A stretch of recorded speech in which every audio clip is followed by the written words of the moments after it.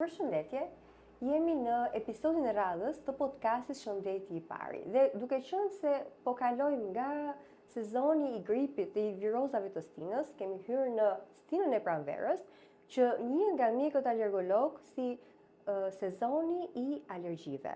Dhe pikërisht për të folur për alergjit dhe problemet që lidhen me stinën e pranverës që sapo jemi futur, kam të ftuar mjekën alergologe, imunologe, që është njëkohësisht dhe themeluese e kompanisë farmaceutike Unique Pharmaceuticals, doktoresh Justina Loloci. Të falenderoj shumë që je sot me mua. Faleminderit. Pra, po thoja që tashmë sapo po lëm pas to stinën e dimrit që na ka lodhur me griprat dhe virozat stinore. Por pa marr frym do thosha na erdhën alergjitë stinore. Si mund ta kuptojmë ne që nuk na ka ngelur, pra vazhdon kjo kolla pas gripit dhe themi nuk është më një kollë nga një grip, por është një kollë alergjike, apo nuk është një rrjedhje hundësh që na e ka lënë akoma ky sezoni i virozave dhe jemi në një rinit alergjik. Pra ku janë këto ndryshimet që në fakt janë simptoma shumë të ngjashme dhe është e vështirë të bësh dallimin midis tyre. Por tashmë sëmundjet alergjike janë të njohura dhe ne, jo vetëm ne, por dhe pacientët e bëjnë këtë dallim. Griprat janë pothuajse le të themi në çdo sezon, nuk është se nuk kemi gripra, le të themi dhe tani që filluan alergjit. Por një dallim mund të bëhet, le të themi, të patologjive që mund apo komplikacioneve që mund të shkaktojë një viroz apo një infekcion bakterial, në diferencë me alergjit. Për shembull, le të flasim për rinitin alergjik, i cili manifestohet me rrjedhje hundësh, me kruarje hundësh, rrjedhje sysh, skuqje sysh. Këto simptoma janë të ngjashme edhe me një viroz të thjeshtë normalisht të sezonit, por diferencimin mund ta bëjmë në rastin kur kemi një dhimbje trupi, kockash, në rast i virozës apo temperaturë, në një rast kur sëmundjet alergjike le të themi zgjasin më shumë se sa 2 javë, se një viroz maksimumi 2 javë mund të zgjasë. Bën atë evolucionin e vet dhe kalon. Pastaj kalon. Kurse sëmundjet alergjike, sidomos këto të sezonit tani, që lidhen me polenët, me ndryshimin e bimësisë, me çlirimin e poleneve, zgjasin, le të themi, përgjatë gjithë sezonit që këto polene janë aktive. Për shembull, barat e shkurtra, polenet e barave të shkurtra janë aktive prej muajit mars, paçka se sezonet kanë ndryshuar disi për shkak të ndryshimeve klimaterike dhe të konfundojnë pak, domethënë. Dhe barat fillojnë në mars, mbarojnë 10 ditëshin e parë të qershorit. Kemi edhe një sezon pak më të hershëm se sa marsi, që janë polenet e pemëve të gjata, që fillon edhe në fillim të shkurtit ka raste, ose fund janarit, se këto pemë fillojnë edhe lulëzojnë shumë më shpejt se sa barat e shkurtra, dhe polenet e barave të mesme, të shkurreve, le të themi, që vazhdojnë edhe pas sezonit të barave të egra, të barave të shkurtra. Dallimi bëhet tek zgjatja e simptomatikës, e cila nuk kalon pa një mjekim siç janë antihistaminikët apo kortizonik nazal apo oral, apo trajtimi për rinokonjunktivitin për syt. Dhe në rastin kur kemi progredim të kësaj sëmundje, siç janë sëmundjet e rrugëve të poshtme të frymarrjes, si është astma bronkiale, diferencimi bëhet në rastin kur një pacient e kalon virozën shumë thjesht, që është thjesht një viroz, dhe me disa shqetësime të vogla, për një periudhë shumë të shkurtër, dhe në rastet e pacientëve që janë alergjik, të cilët një virozë e thjesht i bën që të kalojnë bronkite të shpeshta deri në astma bronkiale dhe eksacerbimet e astmës. Pra vetë viroza e acaron dhe mund të shpërthejë një reakcion alergjik apo një sëmundje alergjike në këtë rast. Në fakt, pacientët alergjik janë më të prirur për të pasur përkeqësime pas një viroze. Kjo është diferencimi me pacientët e tjerë që janë pacientë subjekte normale. Jo alergjik. Jo alergjik. Pra, të theksojmë ja dy shenja, temperatura 1, përgjithësi virozat apo infeksionet bakteriale, trupit, gjendja përgjithshme jo e mirë kur ti kalon një virozë e para, sepse alergjit nuk japin temperaturë, dhe dyta kozjatja. Nëse kemi një infekcion viral apo bakterial, do bëj ato të vetën atë javën e parë, maksimumi 2 javë, edhe përkeqësimet e shpeshta normalisht. Ndërsa në një terren alergjik, këto simptoma si rrjedhje hundësh, djegje sysh, një kollë e vazhdueshme janë kronike, vazhdojnë përgjatë sa të jetë triggeri aktiv, le të themi poleni, që ato normalisht hyjnë nëpërmjet hundës dhe shkakton inflamacionin që riaktive aty. Sepse dëgjoj shpesh në rutinën tonë që ka një kollë, e mos sa kalova viroz, po kjo kolla bëhet gati çdo një muaj, po një çdo ditë. Kjo simptom është natën, aktive për faktin sepse dhe alergeni është aktiv dhe ajo zgjat derisa përgjithsisht problemet e rrugëve të poshtëve të frymarrjes nuk janë, le të themi, në një përqindje shumë të lartë gjatë periudhës së poleneve. Ato janë të shkaktuara më shumë nga akarienet, nga pluhurat e shtëpisë, sepse ato janë gjithëvjetore dhe normalisht duke qenë që pacientët janë në kontakt të përhershëm me pluhurat, ata kanë gjithmonë simptoma dhe kolla zgjat, probleme me rrugët e poshtme të frymarrjes po ashtu. Kështu që të gjithë këtyre pacientëve t'ju drejtojmë që të shkojnë më mirë tek mjeku alergolog. Po, për të identifikuar shkaktarin normalisht. Gjërat në këtë rast. Kur një reakcion alergjik apo një patologji e tillë ngjashme bëhet dietë kërcënuese, sepse shpeshherë kemi dëgjuar për shembull pickimi nga bleta apo reakcion alergjik nga penicilina apo reakcion alergjik tek fëmijët nga këto frutat e thata, kikiriku, që shkojnë në urgjencë thonë shpëtove se erdhe shpejt, të shpëtua jeta, sepse mund edhe të kishe vdekur në raste ndihma e parë mjekësore nuk jepet në ato kohën e duhur. Çfarë mund na thoni? Në fakt, të gjithë alergenet që përmendëm më parë, polenet, akarienet, janë, le të themi, ndikojnë në cilësinë e jetës, në përkeqësimin e simptomatikave apo progredimin e sëmundjes që është riniti alergjik deri në astma bronkiale, por së fundmi ka trajtime shumë të mira dhe nuk janë jetë kërcënuese. Ndryshe nga pickimi i bletës apo insekteve të tjera që janë shumë jetë kërcënuese, gjithashtu një medikament, një pacient që është i ndjeshëm nga një medikament i caktuar që nuk e ka provuar më përpara, fillon ta provojë dhe trupi i tij e njeh si një agent të huaj dhe e sulmon. Dhe vetë ky sulmi shkakton këtë inflamacion kaq të madh sa shkakton dhe reaksionin anafilaktik që themi në këtë raste. Gjithashtu dhe ushqimet, siç janë frutat e thata, qumshti, veza, këto japin, sidomos në fëmijë, japin alergji dhe me reaksione shumë të fuqishme. Ndërto do theksoja pickimin e insekteve që janë bleta grerza. Ato japin një shok anafilaktik të mirëfillt, me rënje tensioni, me prekje kutane, me urtikarje të gjeneralizuar, me prekje të sistemit respirator, trashë gjua, nuk merr frym, me bllokim të frymarrjes, të golltitjes dhe të gjitha bashkë. Këto janë rastet që janë më të rrezikshme dhe jetë kërcënuese. Ka ndërgjegjësim sot në popullat, për shumë dëgjojnë nënat e reja që kur fillojnë të ushqejnë fëmijët, pra periudha pas 6 muajsh të parë të jetës, kur fillojnë vezën apo ushqimet e para, edhe rekomandimet e pediatrit thuhet që mbaron fillimisht me njërin ushqim dhe shikon si reagon, pastaj fillon me një ushqim tjetër. Pra, a kemi ndërgjegjësimin e qoftë për alergjinë ushqimore, qoftë për reaksionet alergjike nga antibiotikët? Ashtu që unë për shembull kur përshkruaj një antibiotik në infeksionet urinare apo të traktit genital, pyes.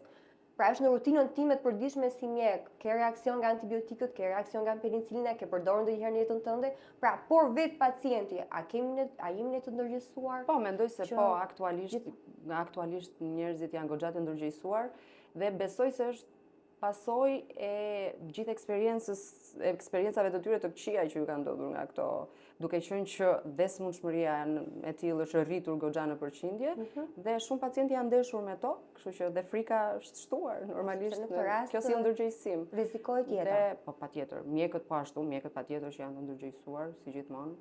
Po, dhe nënat e reja për alergjitë ushqimore dhe fillimin e këtyre nënat e reja patjetër është shtuar normalisht, nënat janë ndryshe nga më përpara, nënat më parë ishin më të thjeshta, më praktike, aktualisht nënat aktuale janë shumë të kujdesshme dhe kanë frikat e tyre për fëmijët, se normalisht numri i fëmijëve është më i vogël dhe kujdesi është më i madh, kështu që po siç e dëgjoj shpesh edhe kur bën të tortat e ditëlindjes, besoj është edhe në kopshte apo në restorante ka një ndërgjegjësimi që pyetet a keni alergji nga frutat e thata apo pjesëmarrësit të gjithë fëmijët duhet të dihet se kush është një nga shkaktarët nëse kanë alergji ushqimore apo kush janë këto që normalisht ta përjashtojnë nga pra duhet futet në kulturën tonë përditshme, qoftë alergjitë ushqimore, qoftë alergjitë nga barnat apo veçanërisht antibiotikët.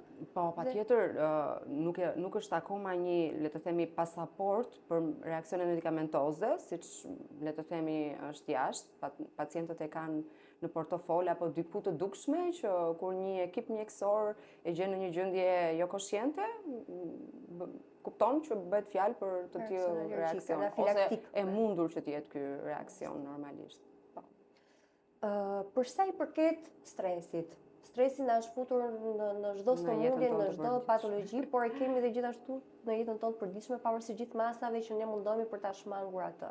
Sa ndikon në patologjitë alergjike, i acaron apo nuk ka ndikim?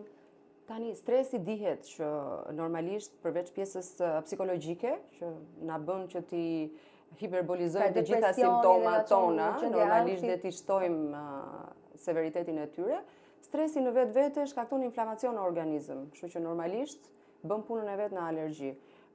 Rrit ndjeshmërinë ndaj një alergeni të caktuar që pacienti mund të jetë i ndjeshëm normalisht. Gjithashtu bën eksacerbime të astmës sepse normalisht bllokon rrugë frymarrjen, jep vështirësi në frymarrje dhe pacienti mund edhe të kalojë një eksacerbim astme apo një krizë astme në këtë rast. Pra, qoftë edhe duke nisur vetë nga stresi apo duke përjetuar stres e acaron dhe fut në një rreth vicioz, një atak astmatik. Koekzistente smundja dhe normalisht smundja në bazë inflamacionin ka, kështu që dhe stresi vetë shkakton inflamacion, kështu që normalisht rritet. Po. Shumë qartë.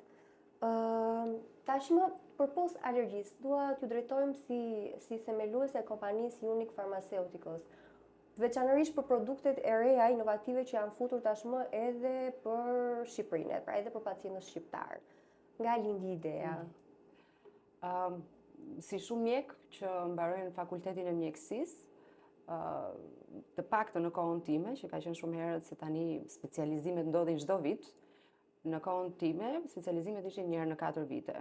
Dhe ideja për të punuar diku, sepse normalisht si mjek i përgjithshëm unë duhet të kthehesh në rrethin që ty ke jetuar. Unë vendosa të ri në Tiranë dhe kam punuar në kompani farmaceutike. Dhe është një eksperiencë e gjatë në këtë punë për krah dhe profesionit tim si alergologe. Nisa të punoj ato 4 vite që isha në specializim në një kompani farmaceutike dhe kam punuar me vaksinat e alergjisë, me imunoterapin, e cila u bë një shtys që unë vazhdova specializimin tim për alergologji. Gjatë kohës që po specializohesha, gjithashtu po punoja në një kompani tjetër, pastaj më vonë pas specializimit që isha mjeke alergologe, mora përfaqësinë në një kompani angleze për imunoterapin për Shqipërinë, duke përdorur një distributor tjetër, dhe më vonë erdhi ideja për të hapur një kompani distribucioni vetë. Mendoj që mund të ndikoj, le të themi, eksperienca e mjaftueshme të gjitha hallkave dhe ndoshta dhe guximi, pjekuria, të gjitha bashkë që më bën që të mund të hapja vetë një kompani. Po.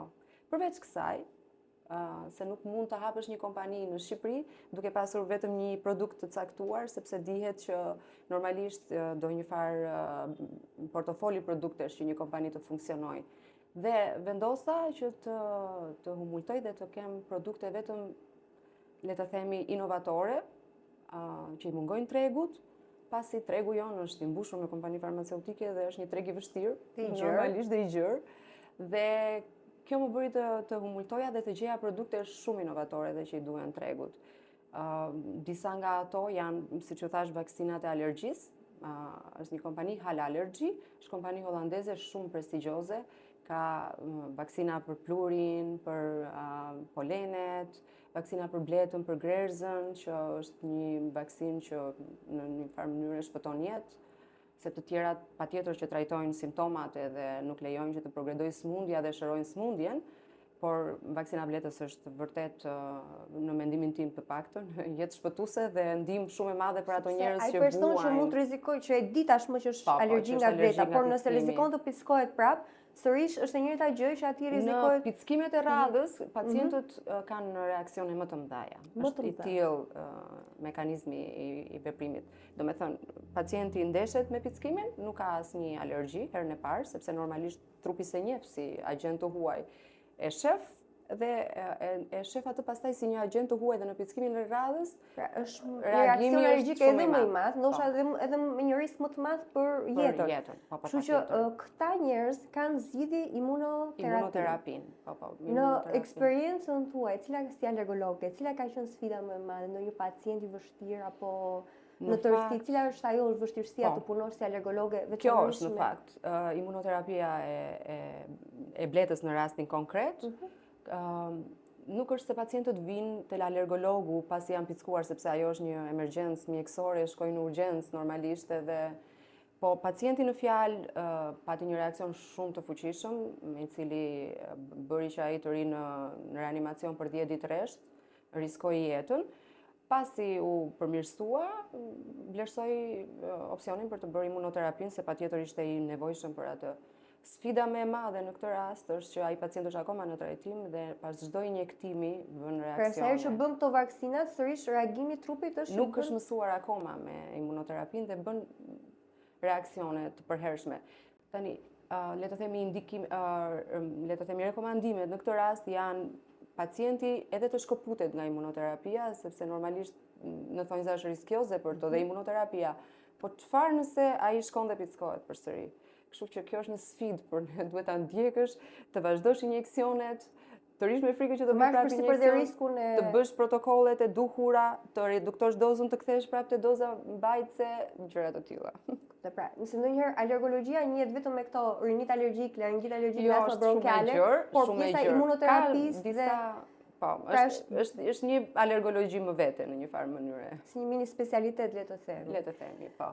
Ndërkohë, tek preparatet imunoterapisë që po flisja, se e shkëputëm për këtë që është shumë e rëndësishme për bletën. Këto preparate, vaksinat, janë një sër, plus tyre janë edhe mjetet diagnostikuese që janë prick testet, që po kjo kompani prodhon dhe ne importojmë. Prick testet për të zbuluar alergenin shkaktar të situatës. Pluhurat, apo polenin, qumshti, apo vezat? Të gjitha këto, po. Këto produkte, përveç pjesës që janë të prodhuara në një vend evropian siç është Hollanda, kanë shumë studime mbi efikasitetin, mbi sigurinë, mbi grup mosha të caktuara, mbi severitetet e sëmundjes, sepse ti duhet të zgjedhësh se cilin pacient të trajtosh, cilin jo. Të ndërpres prap. Kur ne bëjmë teste, dyshohet pra që është një ekzem alergjike, pra tek fëmijët veçanërisht, dhe ne bëjmë të prick teste, test energjisë, na dal negativ. A e përjashton kjo që kemi një ekzem alergjike apo atëherë, jo, sepse deri në moshën 4 vjeçare ky test nuk është accurate. Por një moshë nuk është i përshtatshëm. Domethënë pas moshës 4 vjeçare 4-5 vjeçare mund të përcaktohet me prick test nëse testi është realisht i vërtet, domethënë. Në fëmijët e vegjël nuk indikohet të bëhet fare prick testi. Mund të bëhet një IgE specifike, le të themi, që është një analizë gjaku që mat nivelin e imunoglobulinës E në gjak, që prap nuk mund të konsiderohet një test i vërtet në rastin se del negativ. Në rastin se del pozitiv, i theksuar, klasa 6 le të themi, atëherë mund të merret parasysh, domethënë që kjo është një alergji e mirëfillt, domethënë tek ai fëmijë. Duhet të pritet në këto raste që fëmia të rritet dhe të përsëriten këto teste. Testet. Dhe prap tek pyetjet që më bën shpesh nga nënat që pasi lindin dhe kur vinë për kontroll ginekologjike, tek bebet e tyre shikojnë këto faqet e kuqe që acarohen. Ajo është dermatiti atopik. Çfarë duhet kenë parasysh nënat e reja për ta ndihmuar beben, sepse ndonjëherë bëhet aq bezdisë sa u bën plag faqet apo duart. Rekomandimet janë që lëkura të mbahet e lagësht, e hidratuar, emolient që mbajnë lagështinë në lëkurë. Të mos përdoren produkte që kanë ngjyrues, parfume, kimikate, të jenë sa më pure, le të themi, siç është dhe lëkura e bebit normalisht. Pjesa tjetër është, le të themi, shkëputja nëse ata e kanë identifikuar një ushqim të sapo introduktuar në dietën e fëmijës, përkohësisht. Dhe trajtimi menjëhershëm. Trajtimi menjëhershëm parandalon në zhvillimin të mëtejshëm të sëmundjes, por në momentin e dytë ushqimi duhet të fillohet, apo le të themi frika se mos fëmia bën dermatit atopik, nuk duhet të ndaloj introduktimin e ushqimeve të reja. Ky është një gabimet që nënat bëjnë. Ushqimi është patjetër që duhet të fillohet, por nëse identifikohet njëri nga ushqimet, atëherë përkohësisht duhet të ndalohet dhe normalisht pastaj të riintroduktohet në dietën e fëmijës. Pra duhet mundohemi të kuptojmë cili është shkaku më shumë. Po. Kuptohet triggeri që e shkakton situatën. Po përgjithsisht shumë e vështirë. Prapë Është e vështirë. Eksperiencën e këtyre nënave shoh që por duhet pastaj të aplikojnë të gjitha kujdeset e mundshme që fëmia të paktën të largojnë me simptomat. kortizon mund të qetësojnë kremat me kortizon. Pomadat me kortizon nuk janë të indikuara tek fëmijët, te lëkura e fëmijëve të porsalindur është. Po them një moshë më e madhe, thjesht i porsalindur, 1-2 vjeç. Po të gjitha pomadat, emolientët ka preparate që ndikojnë shumë pozitivisht në dermatitin atopik. Nënat nuk duhet që të lënë lëkurën jo të lagësht, normalisht kjo është e para sepse ajo zhvillon kruarjen, tharjen dhe eruptimin e lëkurës. Pomadat me kortizon me përqindje shumë të ulët në rastet e le të themi inflamacionit shumë të theksuar dhe normalisht në fëmijët pak më të rritur kortizon nga goja, antihistaminikët, po ashtu me pika që janë të qetësuar dhe ndjesinë e kruarjes. Patjetër, po. Vazhdojmë me preparatet më inovative që janë tashmë edhe në tregun shqiptar. Po flisshim për vaksinat. Kompania Hal Allergy ka shumë studime për efikasitetin dhe sigurinë e tyre. Po ashtu duhen përmendur pacientët që janë të polisensibilizuar, kjo është një gjë e veçantë e kompanisë. Ne kemi pacientë që janë të ndjeshëm edhe nga pluri dhe nga polenet, dhe nga polenet e barave dhe nga polenet e pemëve. Këto që me pacientë polisensibilizuar dhe normalisht trajtimi i tyre do jetë me disa vaksina, është shumë e vështirë, do një kohë të gjatë që pacientit i kushtoj atyre. Studimet e bëra nga Hal Allergy tregojnë që ka një efikasitet shumë të mirë në vaksinat me kombinimin e alergenëve. Le të themi polenet e barave dhe polenet e pemëve. Pacienti mund të bëjë si imunoterapi në një vaksin të vetme këto. Gjithashtu pacientët që studime mbi pacientët që kanë grup mosha të ndryshme dhe severitet goxha të ulët ose të lartë të simptomave të tyre. Njësër studimesh që kanë treguar që efikasiteti dhe siguria e këtyre produkteve është shumë e lartë. Për sa i përket alergjisë. Kemi dhe një produkt që është pajisje mjekësore, po ashtu për alergjinë dhe astmën. Ajo bën monitorimin e astmës. Të gjithë pacientët astmatik trajtohen me pompa me kortizon edhe me bronkodilatator. Normalisht, neve diagnostikojmë këta pacient nëpërmjet aparaturave siç janë spirometria, badiplezmografia, por është dhe një aparaturë tjetër e cila është shumë specifike. Ne kemi, është vetëm një aparaturë në tregun shqiptar e llojit të tillë, quhet Fino Device e Vernoa, ajo mat nivelin e oksidit nitrik në frymarrje, që është niveli i inflamacionit në një farë mënyre. Pacienti astmatik trajtohet me trajtimet e astmës, por ka raste që ky trajtim nuk është i suksesshëm. Dhe kjo aparaturë na tregon që ne duhet të ndrojmë trajtimin. Në rastet që një pacient bën egzacerbime të astmës, nuk është mirë, pa çka trajtimi të marrë, që nuk arrin të stabilizohet.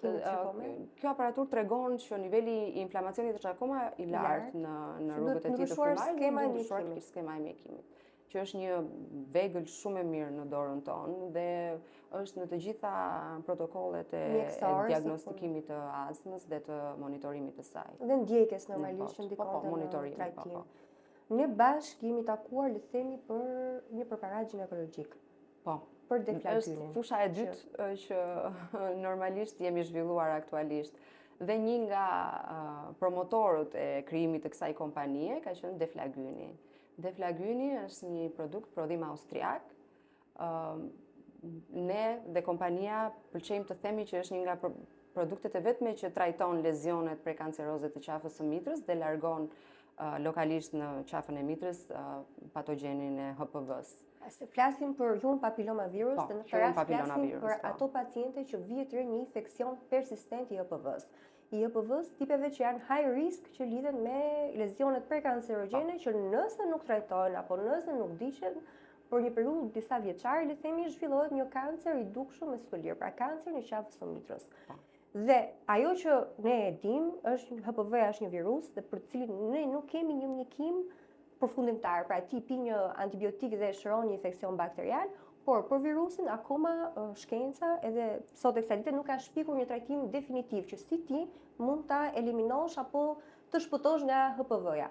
Ajo që ne dim është një imunitet i jot, pra duke rritur imunitetin tënd, dhe e dyta, preparatet të reja që gjithmonë janë në tentativë për të rritur nga ana cilësore, që indirekt me efektin e tyre oksidativ, anti-inflamator, mundohen të ndryshojnë atë infeksionin aktiv që ka HPV-ja në qelizën e... Në opinionin tim, se ju jeni ginekologe, normalisht, në opinionin tim ato thjesht mundohen që të rregullojnë hapësirën në një farë mënyre për të qenë më e favorshme për të bërë ky remision i lezioneve apo largimi i tyre. Ndërsa Deflagyne ka një mekanizëm të mirëfillt që bën remision të lezioneve, mos progredim të lezioneve prekanceroze drejt kancerit të qafës së mitrës dhe pastrim të HPV-s lokalisht. Që do të thotë mungesë të rekurencave, ripërsëritjeve të këtyre lezioneve, duke qenë që nuk ndodhet virusi lokalisht, sepse ne s'mund ta largojmë virusin nga organizmi, por virusi gjën më të keqe që bën të qafa mitrës, që shkakton kancerin e qafës mitrës. Kështu që duke e larguar që aty, normalisht ulim riskun për të zhvilluar një kancer. Dhe mua sot, le themi, për më shumë se një viti, kur më pyesin doktorësha, po çfarë mikimi të marr, si mund se kur diagnostikon me paptes apo kolposkopi dhe biopsi dhe shikojmë që kemi të bëjmë një cinish, cindysh, çfarë mund të bëjmë? Sepse do i lësh një rikontroll të radhës, por ndërkohë çfarë mund të bëjmë? A mund të shërohemi? Me sa di dhe ju më keni thënë vetë që normalisht pacientët thjesht ndiqen, bëjnë paptestet e radhës, kolposkopin, dhe me shpresën që vetë sistemi imunitar të largojë lezionet ose ta ketë vënë në gjumë HPV. Por mua më vjen mirë që tashmë më shumë se për një viti ne udhëtojmë pacientëve që gjatë asaj kohe që ti mundohesh të rrisësh imunitetin tënd, të ushqesh mirë, të flesh mirë, të ulësh stresin, të shmangësh duhanin, të ndiqesh dhe të mjekohesh për infeksione të tjera bakteriale që prishin pH-in dhe mikrobiomën e vaginës e të qafës së mitrës. Një ndër preparatet që unë preferoj t'ua rekomandoj pacientëve dhe ta shkruaj në recetë është Deflagyni. Sepse t'i japësh kohë dhe mundësi qafës së mitrës që të rimarrë veten e saj dhe ta eliminojë HPV-n nga qeliza. Duke u nisur që është një produkt austriak dhe duke parë studimet e viteve të fundit që të do thoja, ishin ato studime që më bën që të mendoja që ky produkt ja vlente, sepse si ju dhe unë mjeke kisha gjithmonë idenë që HPV-ja është një virus, s'mund të largohet, është aty gjithmonë. Por ndërkohë studimet thonë të kundërtën, ka shumë studime për efikasitetin, ka shumë studime mbi sigurinë që efektet anësore të këtij janë të papërfillshme, ka meta-analiza që bëjnë krahasimin e Deflagynit me produkte të tjera që përdoren për eliminimin e HPV-s apo përmirësimin e. Ka studime mbi gra që janë bërë në qendra shëndetësore shumë të njohura në Gjermani, Zvicër, Austri dhe rezultatet janë pozitive mbi 80%. Ka përmirësim? Po, ka remision, do me thënë, le të themi në shumicën e rasteve largim të lezioneve, shërim të lezioneve, në shumicën e rasteve mos progredim, le të themi, nga një stad më të përkestuar, pra nuk të lë të përkestosh. Dhe largimi i HPV-s nga të paktën lokalisht duke eliminuar nga qafa e mitrës, sepse nga trupi jonë prap varet e imuniteti. Kështu që gjatë kësaj kohe që këto paciente janë me HPV dhe presin radhën pra pas 6 muajsh apo pas një viti që do vitë për kontrollin e radhës, pse jo ta marrin Deflagynin në ato 3 muaj dhe t'japin një mundësi qafës së mitrës për të rimarrë veten dhe për të eliminuar human papillomavirus. Ju keni eksperiencën tuaj me pacientët tuaj? Gjithashtu mjekët e tjerë referojnë një ndryshim, le të themi, shërim të lezioneve dhe kanë shprehur habinë e tyre sepse normal, një produkt i ri në fillimet ka atë ndryshimin që sepse gjithmonë ka qenë ajo ideja që HPV-s nuk ke çfarë ti bësh. Lihet sa i Zoti le të themi në thonjza është imuniteti jot për ta eliminuar atë. Por le të marrim shembullin e vendeve të tjera që na e kanë sjell gati pra studimet, që po ka rezultate të mira dhe ka rezultate përmirësuese. Që pse mos e përdorin dhe vajzat e gratë shqiptare që janë me infeksion kronik apo persistent të HPV-s. Do ishte shumë mirë sepse përveç studimeve, siç thash, ne kemi dhe eksperiencën tonë tani prej një viti dhe rezultatet janë shumë të mira. Unë të falenderoj shumë që ishe sot me mua.